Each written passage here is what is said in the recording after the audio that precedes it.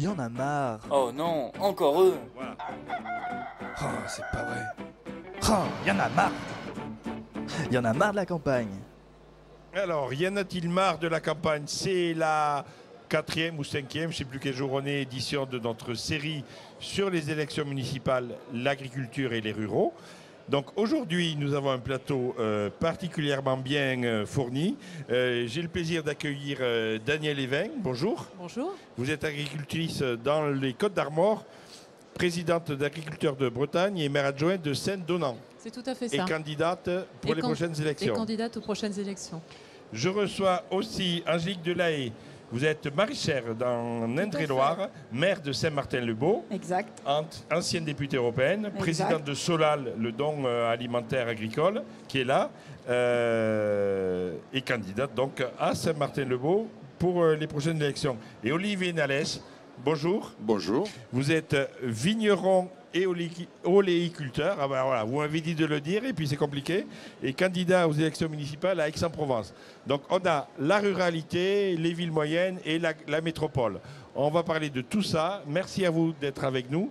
Danielle Evin, vous êtes donc agricultrice en Côte-d'Armor, présidente de Agriculteurs de Bretagne, donc, dont le but est de faciliter le dialogue entre agriculteurs et citoyens. Et citoyens. Donc une association qui a été créée il y a 8 ans maintenant, partant du constat que les agriculteurs avaient intériorisé qu'ils n'étaient pas aimés des Bretons et des Bretonnes. Et donc, avec quelques responsables professionnels, on s'est dit on ne peut pas laisser les choses comme ça, ou on ne peut pas laisser nos collègues souffrir à ce point-là. Il faut qu'on fasse quelque chose, il faut qu'on se fédère pour pouvoir parler positivement de l'agriculture et aider surtout à renouer ce lien qu'on avait certainement un petit peu perdu. Surtout dans nos productions qui sont des fois enfermées. Quand on parle de la production porcine, par exemple, il faut qu'on aide à renouer ce lien, il faut qu'on le retisse. Donc aujourd'hui, c'est une association qui compte 3200 adhérents individuels et sympathisants. Donc c'est des agriculteurs? Des agriculteurs ou des sympathisants. On a aussi des salariés. On a aussi des salariés de structure. Et puis on a des personnes qui sont attachées à la ruralité, qui adhèrent individuellement. 150 organisations qui soutiennent. L'autre jour, on avait le président du festival des jeunes vieilles charrues. Des vieilles charrues. Il m'a dit qu'il était adhérent. Qui est membre d'Agriculteurs de Bretagne depuis quasiment le début, qui nous aide aussi justement à progresser dans un montage qui est un petit peu atypique. Et puis dernièrement, on a ouvert l'adhésion possible aux collectivités. Donc aujourd'hui, c'est 152 communes qui adhèrent également. Alors votre commune, c'est Saint-Donant dans les Côtes-d'Armor. Oui. Combien d'habitants, combien d'agriculteurs, comment ça se passe? Alors aujourd'hui, Saint-Donant, c'est 1497 habitants. Précisément, puisque quand on passe les 1500, forcément, il se passe quelque chose. Donc c'est 25 exploitations. Tout type d'exploitation. Alors évidemment chez nous, laitière, porcine et aviculture, puisque c'est quand même nos piliers à nous dans notre région. Donc voilà, et puis... les relations agriculteurs et citoyens se passent les comment? relations agriculteurs-citoyens sur un territoire comme le nôtre, quand on est pour le coup adjointe au maire, c'est des choses qu'on gère presque au quotidien. C'est des habitants qui téléphonent pour savoir si aujourd'hui on a le droit d'épandre du lisier par exemple, ou les routes, parce qu'il y a eu l'ensilage de maïs, sont pleines de boue, et donc moi je trouve que ça c'est passionnant parce que on peut faire passer plein de messages quand on a un calendrier, par exemple, de tout ce qu'on a le droit de faire, nous, en agriculture, et pas le droit à certains moments de l'année. Et quand on a quelqu'un en face de soi qui dit « Moi, je voudrais juste savoir si mon voisin, il a le droit ». Et là, on dit « Attendez, il veut faire quoi comme culture ?» Ah ben, je sais pas, d'accord. Et il avait quoi comme culture avant? Oh, ben je sais pas. Et là, on engage un dialogue. Et je crois que c'est ça qu'on a besoin de faire. Le dialogue est important. Je vais passer la parole à nos deux autres invités, mais j'avais un invité dans la semaine élu de Vendée qui me disait, chez eux, quand ils font de l'épandage, ils préviennent à l'avance pour que ça facilite la chose. Tout à fait. Alors j'ai des collègues qui le font quand ils vont épandre, ils préviennent à l'avance. On avait même des petites cartes qui avaient été faites par la profession. Mais ça se fait aussi, je crois, naturellement. Il n'y a pas toujours besoin d'une médiation pour le faire. Et ça, c'est des choses qu'on encourage parce que c'est justement l'explication. On en a besoin quand on est voisin, parce que expliquer à quelqu'un qui habite très loin, c'est bien, c'est ce qu'on s'emploie à faire et c'est capital, mais est-ce qu'on a d'abord pensé à son voisin? Et ça, c'est des choses qu'il faut encourager dans toutes les régions, j'imagine. Quand on parle d'élevage, peut-être encore un peu plus. D'accord, alors on ira en Touraine tout à l'heure, mais on va quitter la Bretagne pour aller dans le sud. Aix-en-Provence, alors là on est dans la métropole, on n'est plus dans la ruralité. Comment un agriculteur producteur de vin et d'huile d'olive peut être candidat dans une ville comme Aix-en-Provence? Les chiffres clés d'Aix-en-Provence, c'est 148 000 habitants. Dans une communauté d'agglo historique de 350 000 et dans une métropole aujourd'hui d'1 700 000 habitants avec Marseille. Donc c'est clair que ça n'est pas simple d'exister. Mais après, dans les autres chiffres clés, il faut savoir que sur une commune comme Aix, il reste 55% du territoire qui est géré soit par des espaces naturels, soit par l'agriculture. L'agriculture représente encore 25%. Mais sur Aix-en-Provence, sur le territoire de la commune, il y a des agriculteurs. Sur la commune d'Aix-en-Provence, il y a aujourd'hui 100 exploitations. D'accord. Donc ça reste quand même, oui, alors même si c'est pas... Non, mais ça compte. Et c'est surtout 24 et 25% du territoire de la commune qui est exploité. Et ensuite, il y a une trentaine de pourcents en espace naturel. Alors, vous pourriez me dire, il y a 45% d'artificialisation. Mais enfin, c'est pas aussi... et on retrouve tous les problèmes, je dirais pas multipliés parce qu'on est en vraie zone urbaine, mais on retrouve tous les problèmes de voisinage, les problèmes de ZNT. Il est clair que demain, l'application des ZNT sur une métropole comme Aix-Marseille, c'est... pas loin de 35% de perte de surface d'exploitation. Si on fait la ZNT à 20 mètres, si je fais une ZNT à 20 mètres, il y a des parcelles, c'est même plus la peine d'y rentrer. Si vous enlevez 20 mètres tout autour de la parcelle qui fait 5 ou 6 000 mètres carrés, vous m'expliquez comment on peut... Donc c'est clair que derrière, et la présence, moi, bon, c'est pas ma première candidature, j'ai été élu, j'ai été battu, j'y retourne une fois. C'est vrai que la présence d'un agriculteur dans les premiers, puisque je suis 3e sur la liste d'un de nos candidats députés, c'est vraiment un signe fort qu'il a voulu mettre, de dire il y a un agriculteur présent qui, autant que l'agriculture, est là pour parler de l'entretien du territoire. Moi j'aime bien ce terme. J'imagine qu'un citoyen d'Aix-en-Provence, quand on lui parle d'agriculture, il ne se sent pas concerné. Ça l'interpelle. Il ne se sent pas concerné. On a énormément de circuits courts dans ces zones hyper peuplées. Moi, les Bouches-du-Rhône, c'est 2 millions d'habitants. Je peux vous dire que le circuit court, on connaît, parce que vendre du vin, de l'huile d'olive, des fruits et légumes directement à des habitants, c'est plus facile que dans la Creuse ou dans la Corrèze, où pour trouver les habitants, c'est pas toujours simple. Donc, on a quand même ce lien agriculture et on a une volonté de, bien évidemment, puis c'est très à la mode, à travers les PAT, tout ça, de renforcer ce lien territoire, circuit court. Je suis en agriculture biologique, donc je suis encore plus sensibilisé à tout ce sujet. Et oui, il ne faut pas croire qu'une zone comme Aix-Marseille, ce qui était assez amusant, il y a un chiffre que j'aime beaucoup, 20% de ce que l'on consomme sur la métropole vient de la métropole et 80% de ce qu'on produit sort de la métropole. Ça, c'est 2 chiffres qui nous interpellent dans le PAT, c'est-à-dire que, nom de Dieu, arrivons à nourrir nos habitants d'abord. Daniel, ça vous fait... vous vouliez réagir là? Vous, c'est l'inverse, c'est ça, non? Oui, nous, avec 10% de la production qu'on a, alors c'est pas tout à fait la même chose, mais avec les 10% de la production qu'on a sur notre territoire du pays, de Saint-Brieuc, on a de quoi nourrir la population et donc nous, on exporte 90%. Voilà, c'est intéressant. Alors, on va aller en Touraine maintenant. Angélique Delahaye. Entre la Bretagne et le Sud, voilà, on est quasi dans le centre. Presque au milieu. Donc, on est à côté de Tours. Saint-Martin-le-Beau, donc Saint-Martin qu'on ne présente plus. Internationalement connu. Donc, on parlera des chemins de Saint-Martin d'ailleurs tout à l'heure. Vous êtes maire depuis... La dernière mandature, 2014. Voilà. maraîchère d'abord. D'abord maraîchère, c'est ce qui me fait vivre et voilà. ce qui me fait lever tous les matins. Vous êtes candidat pour un nouveau mandat. Oui. Saint-Martin-le-Beau, combien d'habitants, combien d'agriculteurs, comment ça se passe? Saint-Martin-le-Beau, c'est 3280 habitants à peu près. Et c'est 2 activités très marquées, une zone maraîchère, une zone viticole. La zone maraîchère s'est réduite comme peau de chagrin année après année. On était une vingtaine il y a 40 ans.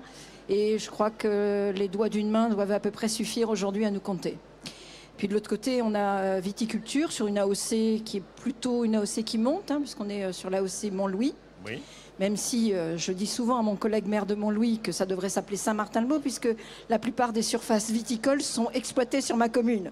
Puis en plus, on a le coteau sud, donc il est forcément meilleur que le coteau nord. Vous avez quelqu'un de l'INAO en face, vous débrouillerez tout à l'heure. Hein. J'aime beaucoup l'appellation Montlouis. J'aime beaucoup le Val-de-Loire, puisque j'avais un père de Vendôme, donc, voilà. dans le Loir-et-Cher, donc c'est une région que j'affectionne particulièrement. Bon, donc, 2 activités très marquées, hein, puisque bon, on a encore un éleveur, heureusement pour moi, maraîchère qui est un éleveur, parce que c'est lui qui prend toutes mes racines d'endives quand j'ai fini de les faire produire, qui les donne effectivement à ces bêtes en mélange tout l'hiver. Donc heureusement, j'espère qu'il va rester encore un moment, parce que je ne sais pas bien ce que je vais en faire après. Mais moi, j'ai découvert avec le mandat de maire, effectivement, cet autre prisme de la relation entre agriculture et citoyens.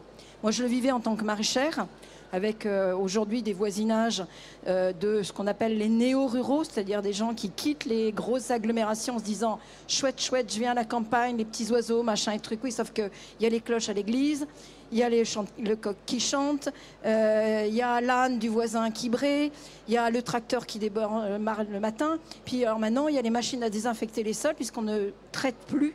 On désinfecte à la vapeur et ces machines-là, elles tournent, j'allais dire, H24. Et l'été, ça devient très compliqué. Et la complexité à laquelle moi j'ai été amenée à gérer en tant que maire, c'est avec le domaine viticole. Et tout à l'heure, madame disait il faut que les agriculteurs s'ouvrent en fait. Mais je me suis rendu compte que les viticulteurs qui sont pourtant dans des zones ouvertes, en fait, n'étaient pas tournés vers leurs concitoyens. Et j'ai eu à gérer au printemps dernier le problème des tours antigel. Alors évidemment, ça a l'air de rien. Alors le problème, c'est quoi? C'est le bruit. Oui. C'est le bruit. Alors évidemment, moi je dors les fenêtres fermées, mais pour ceux qui dorment les fenêtres ouvertes, c'est compliqué. Et en fait, moi ce que j'avais dit au président du syndicat de l'époque, c'est mais pourquoi vous ne faites pas une réunion? Moi je suis prête à ouvrir la mairie, et puis on fait une réunion publique, on fait venir les riverains, et puis venez expliquer à quoi ça vous sert, pourquoi vous le faites, les investissements que vous faites, parce qu'ils comprendront que c'est des investissements lourds, quelquefois pour 3 ou 4 ou 10 heures dans l'année, et que si vous le faites, c'est pas pour vous faire plaisir, c'est simplement que vous devez protéger vos cultures. Et effectivement, à partir du moment où ils ont accepté de faire ces réunions publiques, qu'est-ce que j'ai été tranquille en tant que maire, quoi. Hein. J'avais plus le téléphone à 3 heures du matin qui sonnait en me disant Madame le maire, il y a du bruit à côté de chez moi, qu'est-ce qui se passe, etc. Parce qu'évidemment, dans les petites communes, on a les astreintes de nuit. Voilà, c'est fait partie du bonheur d'être maire. Donc le dialogue, c'est ce que vous prenez à agriculteurs en Bretagne? Alors c'est vraiment notre... C'est ce qu'on fait au quotidien, ce qu'on essaye de faire au niveau du quotidien sur un peu 3 aspects. Je fais très rapide, mais être présent dans des grands événements bretons, donc les festivals des Vieilles Charrues par exemple, où nous on rencontre à ce moment-là 6000 jeunes. Alors c'est très ludique, mais il n'empêche que dans ce moment ludique, on parle d'agriculture avec ceux qui sont les consommateurs de demain. Et ils sont importants. Donc on était au Stade Rennais dimanche dernier. On sera à Brest 2020 par exemple au mois de juillet. Très très belle fête maritime, 700 000 visiteurs. On est présent sur les réseaux sociaux et ça c'est très important. C'est-à-dire que du lundi matin au vendredi globalement, on a un agriculteur qui prend la parole et qui explique son quotidien au travers de petites vidéos qu'il fait ou de petits posts qu'il envoie sur les réseaux sociaux. Et on est également présent au travers d'une organisation de ferme ouverte qui s'appelle Tous à la ferme au mois de juin. Donc tout ça... mailler sur un territoire, c'est aussi faire preuve justement de dialogue et d'ouverture pour qu'il y ait de la discussion. Et quand ça se passe toujours très bien. Alors je m'adresse à Olivier Nalès et Angélique Delay. C'est une initiative qu'il faudrait dupliquer dans toutes les régions de France, non? Alors, la dupliquer. Ah, ça va venir. Ouais, Monsieur Larsen s'est invité. Monsieur Larsen s'est invité. Voilà, il est parti. Dupliquer, c'est sur le fond, bien sûr, bien évidemment. C'est un débat qu'on a entre agriculteurs chez nous. La problématique est le nombre. Hein. Quand tu as une commune de 1500 habitants ou même 3000 habitants, tout le monde connaît le maire connaît tout le monde. Quand il y a une commune de 150 ou 200 000 habitants, même dans les villages autour d'Aix-en-Provence, le moindre village, c'est 10 000 habitants. Ce qu'on appelait, nous, les villages. Donc, la communication est beaucoup plus complexe. Alors, on essaye de faire des communications ciblées. Et ce qui est grave, c'est que on est toujours en position, j'allais dire, presque d'accusé. L'agriculture, ils sont venus parce qu'il y avait cette agriculture. Ils sont venus parce qu'il y avait ces vignes, parce qu'il y avait ces oliviers, parce qu'il y avait le caïcham, parce qu'il pouvait y avoir des animaux. Et on a un peu de mal à leur faire comprendre que, bon, ben oui, il y a une vie autour. Alors, que l'on prenne un dialogue. Mais vous imaginez si chaque fois que vous sortez le tracteur pour aller traiter, il faut envoyer 250 SMS ou 300 SMS pour prévenir que demain matin, on va aller traiter la vigne de tel endroit ou l'olivier de tel endroit. C'est pas simple. Le dialogue, bien évidemment qu'on le souhaite. Mais à l'échelle, quand on arrive dans des régions comme les nôtres qui sont hyper peuplées, c'est très compliqué à mettre en place. On a aussi une sociologie qui est différente. Parce que les gens qui ont acheté très cher, certaines fois, des maisons bien placées au milieu de la campagne, bon, vous avez une sociologie où il faut expliquer. Alors, je ne dis pas que tout est impossible. Je dirais que même mais c'est pas simple. Voilà, l'engagement qui est le nôtre va au-delà. Et je dirais que je ne me suis pas engagé en politique uniquement pour aller expliquer pourquoi on traite et qu'est-ce qu'on traite. Je pense que la chose publique est plus importante. Angélique, alors en Touraine, comment ça se passe? Moi, je crois beaucoup que les élus locaux ont un rôle important à jouer. Alors évidemment, ce n'est pas une position très aisée hein, de s'inscrire en faux par rapport à des idées reçues ou des peurs sur lesquelles un certain nombre jouent. Bon, moi, j'ai eu le droit au coup des éoliennes, mais régulièrement, c'est oui, mais un tel a traité. Moi, je pense que le rôle de l'élu, il est d'abord de réunir les gens. Moi, j'ai mis dans ma commune en place un agenda 21 quand j'ai été élue. Et ça a été pour moi un agenda 21, c'est une programmation sur un certain nombre de piliers avec des engagements. Et moi, j'ai pris le pilier social et lien social. Et j'ai créé des réunions de quartier 2 fois par an, où là, les gens viennent s'exprimer et on essaye de régler les problèmes, on essaye de les anticiper. Un conseil municipal des jeunes qui participe aussi beaucoup à la vie de la commune et un conseil des sages. Et donc, toute cette participation citoyenne, elle crée du lien. Et après, c'est plus facile d'aller au-devant des gens quand on a créé les conditions du lien pour expliquer et dire, eh bien non, moi, je ne prendrai pas d'arrêté ZNT sur la commune. Je considère qu'il y a des scientifiques qui ont homologué des produits. Si ces produits sont dangereux, alors il ne faut pas qu'ils soient mis sur le marché. S'ils sont mis sur le marché, c'est qu'ils ont été éprouvés et qu'ils ne présentent pas de dangerosité. Maintenant, je peux comprendre que ça vous inquiète. Eh bien, on va essayer de vous expliquer. Et je crois que le rôle des élus, c'est pas d'aller dans le sens du vent. Alors, c'est vrai que c'est plus confortable de surfer sur la vague plutôt que d'y résister. Mais je crois qu'on a un devoir de vérité en tant qu'élus vis-à-vis des citoyens. Et je pense qu'on gagnera en crédibilité des élus si on est capable d'expliquer et de retrouver ce qu'ont tous les paysans, à savoir un peu de bon sens. Bon, Daniel et Olivier, parce qu'après je voudrais donner la parole à Angélique sur autre chose. Résister à la vague, c'est ce qu'il faut faire. Oui, vous êtes candidat, oui. Vous y retournez et vous le dites franchement, clairement à vos électeurs. Oui, je crois que c'est se mettre les conditions d'explication et nous, dans le constat qu'on peut faire, c'est que quand l'explication elle est donnée, en règle générale, après ça se passe bien, quoi. Mais c'est surtout parce que nos mondes se sont écartés, même en zone rurale, et j'entends encore plus en zone urbaine évidemment, mais même en zone rurale. Et nous, notre activité, c'est en fait qu'elle est en zone rurale. Donc l'explication à son voisin, comme je disais tout à l'heure, c'est capital aussi parce que les exploitations, elles peuvent avoir des projets, elles peuvent avoir des projets d'agrandissement, de transformation, etc. Et si ça n'a pas été fait au préalable, eh ben, on va vers des conflits qui des fois aboutissent tout simplement à ce que l'exploitation, elle arrête malheureusement. Donc l'explication toujours, et je partage entièrement l'idée que les élus sont là pour ça, pour l'explication entre une branche professionnelle qui occupe le territoire et qui le rend beau. Vous avez vraiment raison de le dire. Les élus sont là pour ça. Donc moi, j'y retourne avec cette motivation-là. Olivier Nallès, vous avez en plus sur Aix-en-Provence, il y a un salon des agricultures locales pour dialoguer avec le public. Oui, enfin, il était plutôt sur Salon de Provence d'ailleurs que sur Aix-en-Provence. Mais c'est pas loin. Ah, merci.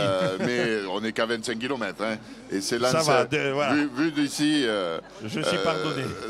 Mais alors, ce qui est assez amusant, c'est que, j'allais dire, aujourd'hui, nos électeurs sur une commune comme Aix-en-Provence, ils ne sont pas vraiment obsédés par, et c'est logique, la problématique des traitements, des choses comme ça.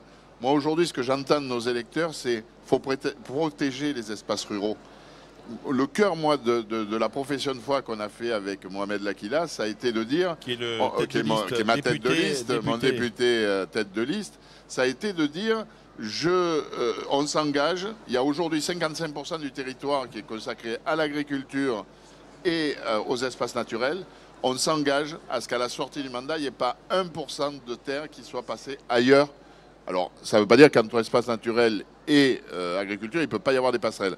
Mais arrêtons la bétonisation. Ce qu'on appelle construire la ville sur la ville. Aujourd'hui, nous avons dans nos villes des espaces mal utilisés, mal construits, souvent, parce qu'ils ont été construits trop vite. Il n'y a pas besoin d'étendre. Et ça, c'est plus une attente dans les zones urbaines que la problématique du voisinage qui existe. Et on utilisera bien sûr tous les moyens qu'il faut pour expliquer. Mais notre cœur de demande, c'est arrêter de bétonner, arrêter de faire disparaître les espaces ruraux. Alors, je vais vous redonner la parole. Mais à tous les trois, je vous poserai la même question. Mais avant, Angélique Delahaye, vous êtes présidente de Solal, qui est le don agricole, le don alimentaire des agriculteurs pour les associations d'aide humanitaire. Un mot là-dessus. Ah bah, écoutez, moi j'appelle à la générosité de l'ensemble des agriculteurs, mais on le sait, moi j'ai l'habitude de les surnommer les agriculteurs. Voilà. 2019, le don est en hausse. Le don est en hausse, mais je crois que ce qui est important, c'est la diversité du don. Parce qu'on a commencé à Solal sur l'embargo russe et les pommes. Aujourd'hui, on a une grande diversité de produits qui sont offerts aux associations d'aide alimentaire. Solal va avoir 7 ans. J'ai une pensée pour Jean-Michel Lemétayer qui l'a mis sur les fonds baptismaux. C'est aujourd'hui l'équivalent de 33 millions de repas. C'est peut-être une goutte d'eau dans l'océan de l'aide alimentaire face aux besoins qui malheureusement sont croissants. Les agriculteurs donnent de façon, j'allais dire, généreuse. Il faut le faire savoir. Je crois que en tous les cas, pour moi, agricultrice qui donne régulièrement, ce qui m'importe, c'est que tout ce que je produis doit finir dans un estomac. Que ça soit par un circuit de distribution, parce qu'il faut bien que je gagne ma vie et que je paye mes salariés. Mais quand la distribution, quand le commerce traditionnel n'en veut pas parce qu'il y a pléthore de produits, il doit aller à nos concitoyens qui n'ont malheureusement pas l'occasion de manger 3 fois par jour. Et alors, je rappelle que vous êtes maire de Saint-Martin-le-Beau, à côté de Tours. Et Saint-Martin, c'est l'évêque de Tours. Son symbole, premier évêque. C'est le partage. C'est le partage. Ça me poursuit. Donc, je crois que ça me poursuit. Donc, ça ne peut que marcher pour Solal. Le partage du manteau, exactement. A coupé son manteau en deux. C'était un riche pour un pauvre, c'était un homme riche. Et pourquoi il a donné la moitié du manteau? Ah, moi je sais pourquoi. Alors là, moi de là-dessus. Eh bien parce que Saint-Martin, avant d'être catholique, était un légionnaire romain. Et à la Légion romaine, ils achetaient la moitié de leur équipement. Donc le manteau ne lui appartenait que pour moitié. Voilà. Donc il a donné la moitié qui était à lui et il n'a pas donné celle qui appartenait à la Légion romaine. Voilà. Dernière question parce qu'on est en retard et Julie me fait la tête. Depuis samedi qu'on fait cette émission, on a reçu beaucoup de maires, de candidats, de conseillers municipaux, d'adjoints, d'agriculteurs. Et la question qu'on s'est posée, ben, est-ce qu'il ne faudrait pas une association nationale des agriculteurs élus? Oui, non, on y va, hop, tous les trois. Daniel. Oui. Oui. Olivier. Ça existe déjà. Bon, voilà. J'allais Il y a- dire ça. voilà. Sous réserve, parce que je peux connais te pas. Je donner- connais Sous l'association réserve. je peux des donner élus deux. ruraux, Il mais y a pas agriculteurs. Il y a l'association des maires ruraux. Oui, ça je dis, oui, très bien. Arrêtons peut-être de faire trop d'associations. D'accord. Et je rajoute que Oui. moi, dans ma spécificité, nous Oui. avons une association des élus du vin qui Des- est assez costaud Oui. et qui est là pour porter les messages D'accord. des vignerons. Donc peut-être que la Donc réponse une moitié est... bonne idée. Voilà, il faut peut-être essayer de... Enfin, l'idée est bonne, mais il faut peut-être éviter de refaire une association de plus parce que je crois qu'à un moment, on n'en peut plus. Oui, Angélique. moi, je ne suis pas pour les structures. Je trouve qu'on en a déjà beaucoup des D'accord. structures et qui s'empilent. Pour autant, je crois qu'un réseau. Tu parlais, Olivier, des élus du vin. Moi, il n'y a pas des élus du maraîchage. Voilà, donc vous êtes costauds dans le vin. Mais je pense que c'est important, d'abord pour se consolider les uns les autres, parce qu'on est souvent pris à partie en tant qu'agriculteur. Et on nous dit, bon, bah oui, mais vous êtes peut-être un peu de parti pris. Bon, il se trouve que sur la viticulture, moi, c'est pas mon problème. Hein, donc, mais je pense que c'est bien aussi de pouvoir échanger entre socio-culturels, entre sociopros qui inventent des engagements en tant qu'édile. Moi, spontanément, je réponds oui parce que j'en connais pas. Alors peut-être qu'au niveau national, en fonction de production, je sais que ça existe. Moi, j'en connais pas et j'ai envie de dire peut-être que ça peut aussi être structuré plutôt à des niveaux régionaux que peut-être à des niveaux nationaux, parce que je crois qu'on aurait vraiment besoin aussi de pouvoir partager peut-être même Moi, ça déjà me donne, de manière ça me donne plus une proche. idée. Hein. À la Maison des maires d'Indre-et-Loire, je pense que je vais proposer une commission des agriculteurs élus. Autour Alors, des AMF. je tout à rappelle que dans la mandature actuelle, qui va s'achever dans quelques semaines, les maires, les agriculteurs sont la première profession exercée par les maires. 20% des maires actuels Oui, sont j'ai appris ça agriculteurs ou retraités. Oui, Voilà. oui. Angélique, je suis inquiet quand même parce que Daniel a dit plutôt oui, Olivier a dit plutôt non, et vous, vous étiez au milieu, donc vous êtes en C'est train normal, de... je ne suis pas normande, mais Vous je êtes suis en au train de centre. devenir en même temps quand même. Ah non, Merci, sûrement pas. merci à Sûrement tous les pas. trois. Merci Merci beaucoup. à vous. Merci à toi. Il y en a marre. Oh non, encore eux. Oh, c'est pas vrai. Oh, il y en a marre. Il y en a marre de la campagne.